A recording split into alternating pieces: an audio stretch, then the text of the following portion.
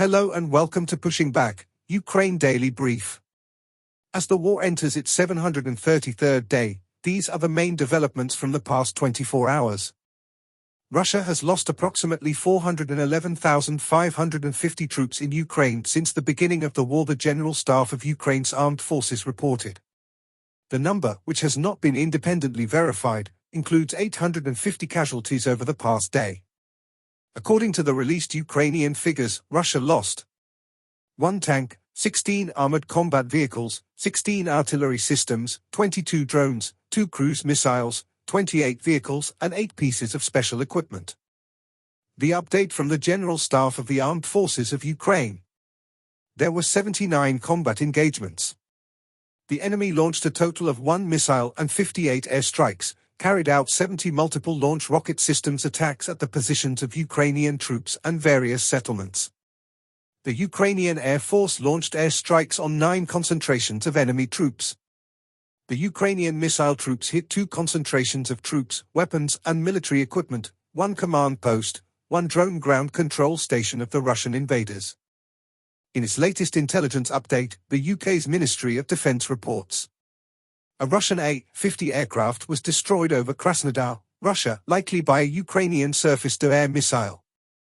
This is the second A-50 destroyed by Ukraine in the past 2 months, highlighting Russia's struggles to protect its high-value air assets and raising questions about the effectiveness of its air planners. While Russia has enough remaining A-50s to cover the immediate loss, the loss of experienced crews and the need to find new operating locations will likely put further strain on the remaining force. In its latest intelligence update, the Institute for the Study of War.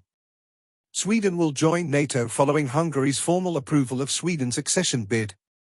The formal transfer of regions previously under the responsibility of the Northern Fleet is likely part of a wider Russian effort to re-establish military district commands as the primary headquarters for the Russian ground forces while reassigning naval assets to the Russian Navy. Ukrainian President Volodymyr Zelenskyy stated that Russia is preparing a new offensive that will start in late May or summer 2024. Chief of the Russian General Staff Army General Valery Gerasimov is continuing a recent campaign to engage with Russian military personnel following the Russian capture of Avdiivka, Donetsk Oblast, and reportedly visited a command post of the 58th Combined Arms Army in Ukraine. Over 20 heads of state, including 15 European Union leaders, met in Paris on February 26 to discuss ramping up ammunition supplies to Ukraine. Germany announced a new military aid package to Ukraine. Transnistrian sources reportedly told Russian independent outlet Verstka that Transnistria, a pro-Russian breakaway region of Moldova, is not planning to ask to join Russia during the Congress of Deputies in Tiraspol. Russian President Vladimir Putin signed 2 decrees that officially re-establish the Moscow and Leningrad military districts, codifying major Russian military restructuring and reform efforts.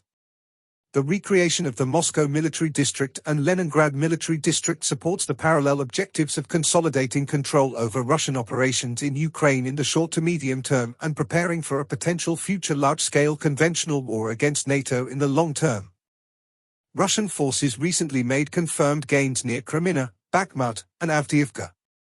In his nightly address, Zelenskyy paid tribute to Ukrainian heroes and highlighted the importance of their sacrifice in defending the country.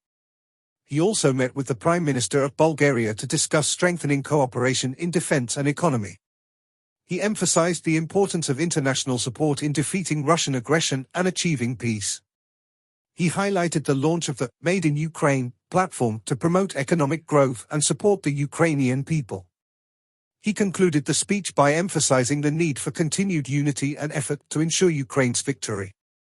Thanks for following today's updates. Please don't forget to like and subscribe for more content. We'll return tomorrow with the latest news on the ongoing conflict.